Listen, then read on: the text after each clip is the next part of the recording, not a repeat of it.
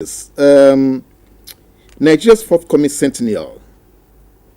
So, would that be 100 years of celebration or 10 decades of lamentation? I think it's somewhere in the middle.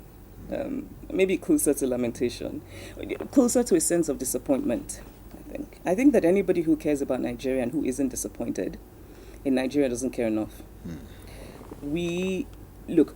I've often said that Nigeria was not set up to succeed. If you read our basic history, we were not set up to succeed. Right? I mean, the whole colonial enterprise was not to create a country that worked. The colonial enterprise was to create a country that worked for the colonial enterprise. So if you think about, where did the railways go? It was so that they could, so that sort of thing. But I just feel that after independence, the extent of our failure, I think, is worse than it could have been. In other words, we could have failed better. And I just look at Nigeria and I think we're so intelligent, we're so energetic, we have so much potential, and then why are we here? And I think one of the problems we have in this country is that the people who should be in positions are not in those positions. They're not. That's the unfortunate thing.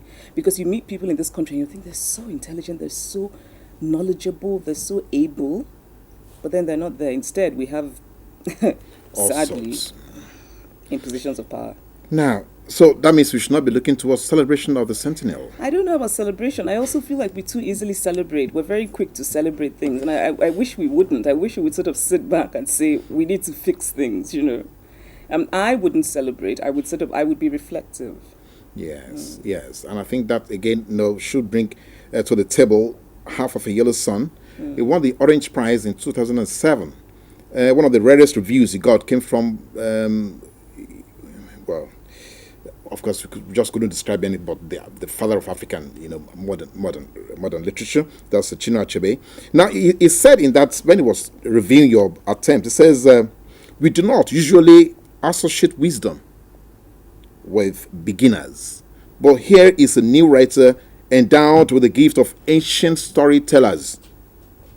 Chimamanda Ngozi Adichie knows what is at stake and what to do about it. She's fearless, or she would not have taken on the intimidating horror of the Nigerian Civil War. So, was that story just about Nigerian Civil War or about the pains of adolescence?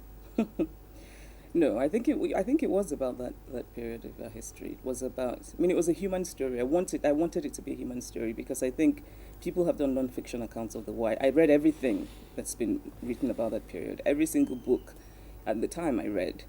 And I wanted to get all the facts, but I just wanted to tell the human story. So I talked to a lot of people, particularly my parents who lived through the war. And what I wanted the book to do was to really just draw people into the human experience, how that war changed not just the people but a country and the path of a country. And I think robbed a generation of its innocence. I think that it's the darkest part of Nigeria's history. I also think it's a shame that we don't. It's changing now, we're talking about it more, but we haven't really, it's a bit of a cliche to say you need to know where you've come from so you know where you're going. I don't think we're doing that enough in Nigeria. We have a very short memory, collective memory. Right? So when you bring up Babangida, it's interesting, I've never had a conversation that started with Babangida, but I think even Nigerians have forgotten Babangida's period, and it's recent. And I think a lot of things that are happening today we can trace back to 1966 and 1967. And we just are not really grappling with our history. And so I hope that this novel would contribute to that, to our just talking about it. And I've been happy because many people have said until they read the book, they had no idea, particularly my generation. So very vaguely, we know, yes, Civil War happened, Ojukwu was one man that brought trouble. And suddenly people read it and think, oh my God, I had no idea this was happening in my country. So yeah, I think it's a book about the war in addition to other things. Primarily, yes. About the war.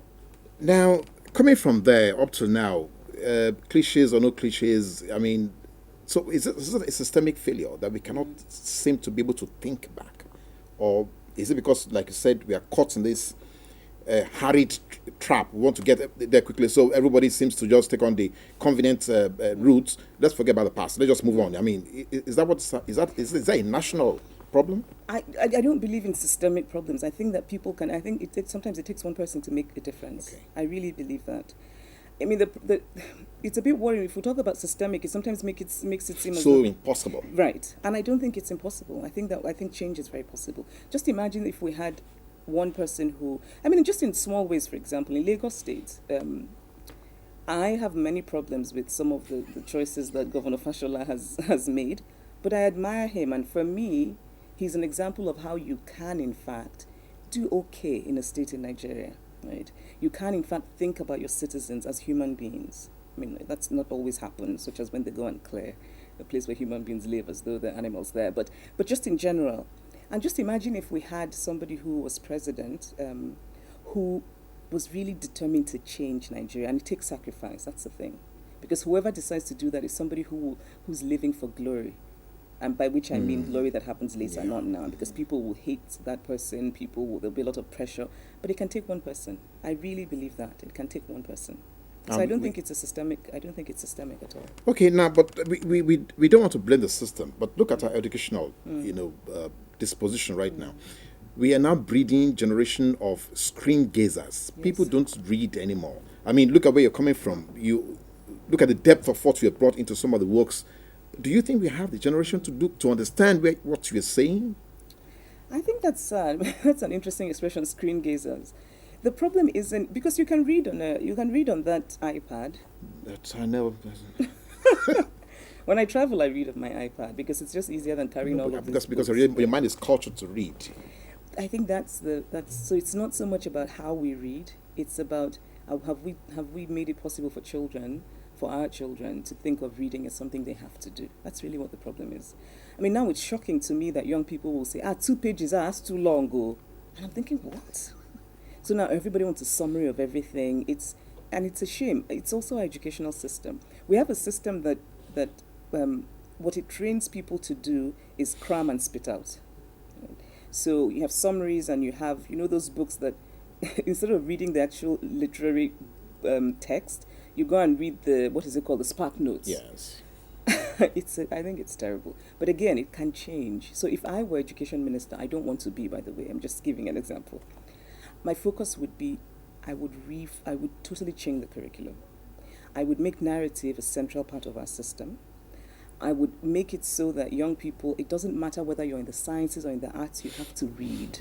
You have to read because narrative is so important. You have to be able to think clearly, and thinking clearly, reading helps you think clearly.